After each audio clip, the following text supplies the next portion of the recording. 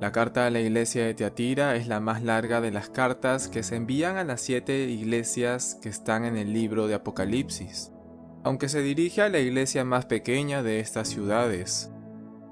Esta carta tiene un mensaje importante para la iglesia actual, ya que las falsas enseñanzas y el pecado no deben permitirse con el argumento de ser tolerantes y mantener la unidad. Una iglesia pudiera parecer a primera vista que tiene un ministerio eficaz y que crece numéricamente, pero la inmoralidad y las falsas enseñanzas, cuando no se controlan, traen juicio de parte de Dios contra la iglesia. La carta comienza diciendo: el Hijo de Dios, el que tiene ojos como llama de fuego y pies semejantes al bronce bruñido, dice esto: yo conozco tus obras, y amor, y fe y servicio, y tu paciencia, y que tus obras postreras son más que las primeras. Pero tengo unas pocas cosas contra ti, que toleras que esa mujer, Jezabel, que se dice profetiza, enseña y seduzca a mis siervos a fornicar, y a comer cosas sacrificadas a los ídolos. Y le he dado tiempo para que se arrepienta, pero no quiere arrepentirse de su fornicación. He aquí, yo la arrojo en cama y en gran tribulación a los que con ella adulteran, si no se arrepienten de las obras de ella. Y a sus hijos heriré de muerte, y todas las iglesias sabrán que yo soy el que escudriña la mente y el corazón, y os daré a cada uno según vuestras obras. Pero a vosotros, a los demás que están en Tiatira, a cuantos no tienen esa doctrina y no han conocido lo que ellos llaman las profundidades de Satanás, yo os digo, no os impondré otra carga, pero lo que tenéis, retenedlo hasta que yo venga. El que venciere y guardare mis obras hasta el fin, yo le daré autoridad sobre las naciones, y las regirá con vara de hierro, y serán quebradas como vaso de alfarero, como yo también la he recibido de mi Padre, y le daré la estrella de la mañana. El que tiene oído, oiga lo que el Espíritu dice a las iglesias. Como es ya costumbre, la carta comienza presentando al Señor Jesús con títulos o descripciones usadas en Apocalipsis capítulo 1, de los versículos 12 al 17, pero solo en esta ocasión se presenta a Jesús como el Hijo de Dios y no como el Hijo del Hombre, haciendo esto referencia a su deidad e identificándolo como uno con el Padre. El motivo de identificarse como Hijo de Dios y no como el Hijo del Hombre es porque Cristo necesitaba que en esta ocasión la Iglesia lo vea como un juez divino, por algunas razones que iremos viendo a lo largo de la carta. Cristo también se presentaba como el que tiene ojos como llama de fuego, dando a entender esto que puede verlo todo y lo escudriña todo. No importa que también pueda aparentar la iglesia estar viva y trabajando, Cristo puede ver los motivos del corazón y los pensamientos. No hay nada que escape a su mirada, y Él quería que su iglesia recuerde esto. Por último, Cristo se presenta como aquel que tiene pies semejantes al bronce bruñido o bronce pulido. Que el bronce esté bruñido o pulido genera en el bronce brillo, pudiendo esto compararse con la pureza y la santidad de Dios, que le es atribuida a Cristo por ser el mismo Dios. La ciudad de Tiatira en tiempos del Imperio Romano fue un importante y floreciente centro comercial, ya que estaba conectada por caminos terrestres con la ciudad de Pérgamo, con la Odisea y Esmirna. Tiatira fue célebre por sus numerosos gremios de obreros, que eran similares a los sindicatos de obrero en la actualidad. La principal actividad económica de Tiatira era la producción de lana y de artículos teñidos, además de trabajar el lino, trabajar el cuero, tener tintores, curtidores, alfareros, panaderos, comerciantes de esclavos y herreros que trabajaban el bronce. A diferencia de Pérgamo o Esmirna, Tiatira no era un centro religioso importante, pero tenía templos donde principalmente se adoraba a Apolo, dios griego del sol. La presión que enfrentaron los cristianos aquí no fue en sí religiosa, sino más que nada por los gremios, ya que para tener un trabajo o para querer echar a andar un negocio era necesario estar en alguno de estos gremios, los cuales tenían una deidad en cuyo honor celebraban fiestas que incluían carne sacrificada a los ídolos e inmoralidad sexual. Los cristianos en esto enfrentaron el dilema de participar de estas cosas o perder sus empleos, y la forma en la que muchos en la iglesia de Tiatira estaban manejando esto preocupaba al Señor. Al igual que las demás iglesias de Asia, no hay un registro acerca de la fundación de Tiatira, pero se cree que fue producto del trabajo misionero de Pablo cuando ministraba en Éfeso, además de que probablemente fueron Lidia y su familia quienes ayudaron en la fundación de esta iglesia, ya que el registro de Hechos capítulo 16 versículo 14 nos revela que ella fue una vendedora de púrpura de la ciudad de Tiatira. El Señor comienza elogiando a la iglesia antes de expresarle su reproche. En primer lugar, Cristo elogia a la iglesia por su amor, elogio que por cierto no es dado comúnmente por el Señor a estas iglesias. En segundo lugar, Cristo elogia a la iglesia por su fe o su lealtad. Los cristianos de Tiatira eran responsables, confiables y constantes. Y es por eso que más adelante en el versículo 25 es que Cristo llama a la iglesia a retener lo que ya tiene. En tercer lugar, producto de estas dos características, amor y fe, los creyentes de la iglesia de Tiatira son elogiados por su servicio y su paciencia. Los que aman lo expresan sirviendo y ayudando a otros, y los fieles perseveran con paciencia. Los cristianos de la iglesia de Tiatira no solo poseían estas características, sino que el Señor mismo les dice que sus obras postreras son mayores que las primeras. Y esto debería confrontarnos a nosotros, porque podría decir lo mismo de nosotros el Señor, que nuestras obras postreras son mayores que las primeras, que ahora estamos más involucrados, que servimos más, que hemos crecido en amor para con Dios y amor para con nuestros hermanos, que queremos hacer más cosas para el Señor, y no solamente que queremos hacerlas, sino que las estamos haciendo, porque hay un tramo grande entre el querer y el hacer. Muchas personas quieren hacer cosas para Dios, pero solamente se queda en el querer y no en el hacer.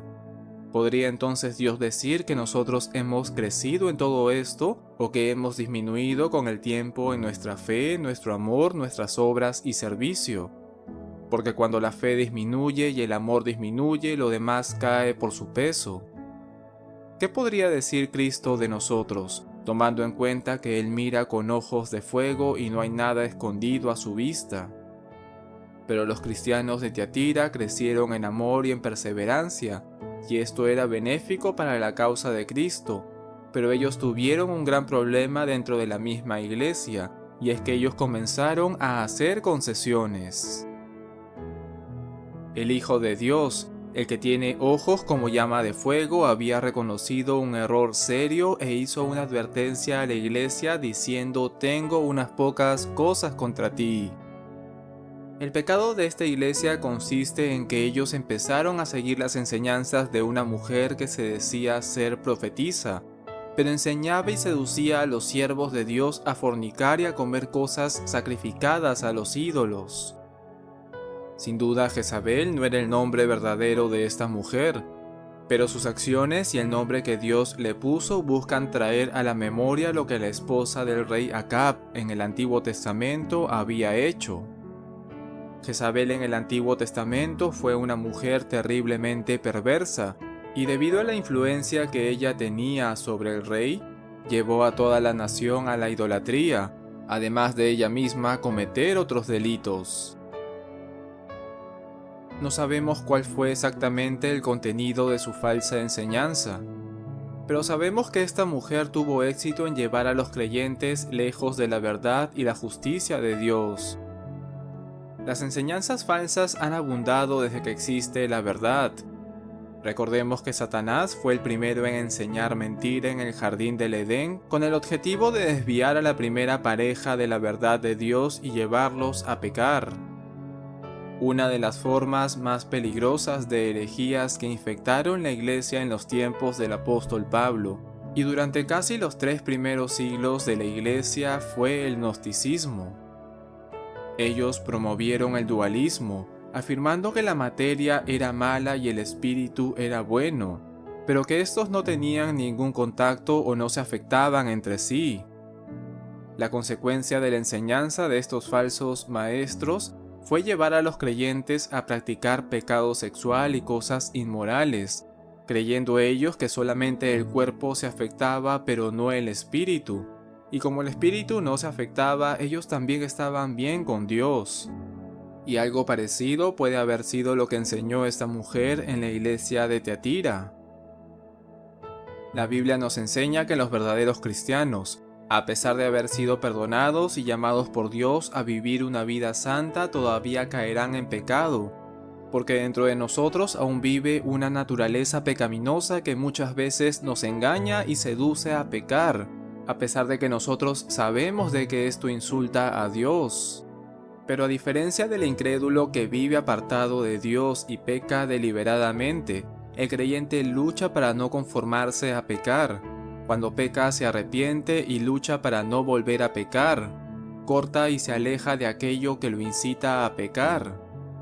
Él vuelve a caer, pero se levanta con una nueva convicción de que ya ha sido perdonado por Dios. Y es aceptado no por su esfuerzo, sino porque Cristo ya pagó en la cruz el castigo de nuestros pecados y todo ya ha sido perdonado. Con esta convicción él se levanta para seguir luchando contra el pecado. El verdadero cristiano es aquel cuya vida no se caracteriza por practicar los pecados de los que antes se enorgullecía tanto, o que disfrutaba tanto. Y seguramente, como el apóstol Pablo, también él ha dicho: en mi naturaleza pecaminosa no existe nada bueno. Quiero hacer lo que es correcto, pero no puedo. Quiero hacer lo que es bueno, pero no lo hago.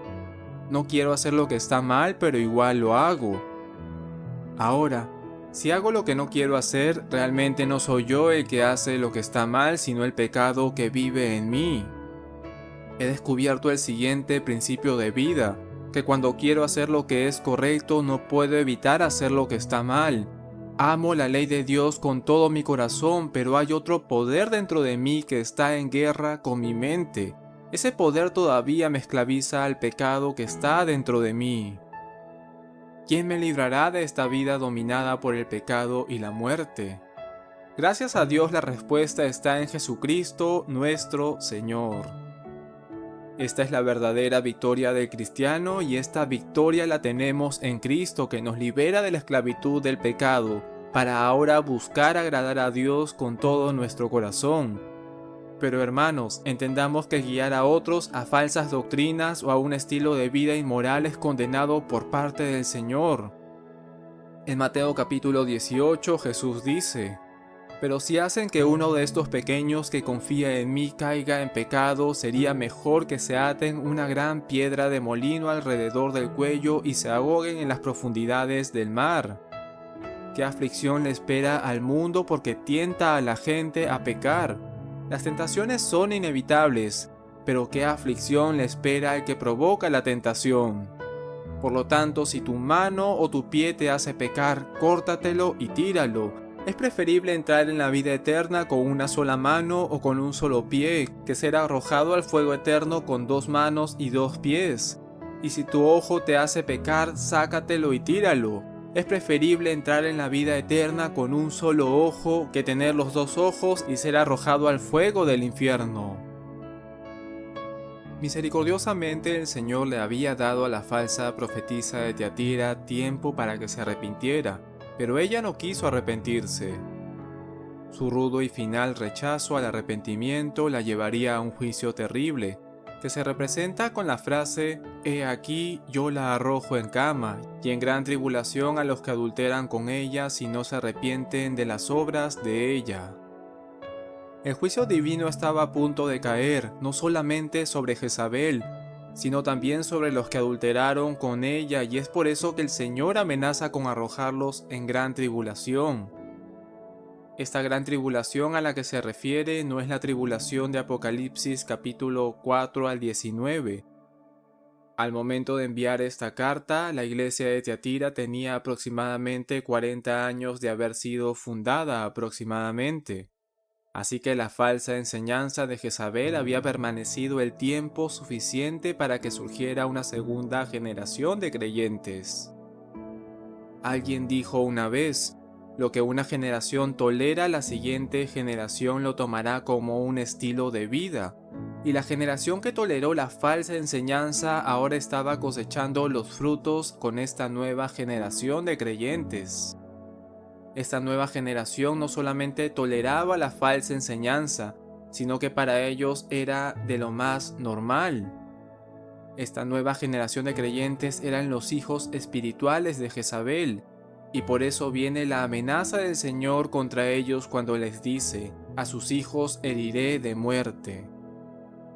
No se sabe cuántos de la iglesia respondieron a la advertencia de Cristo.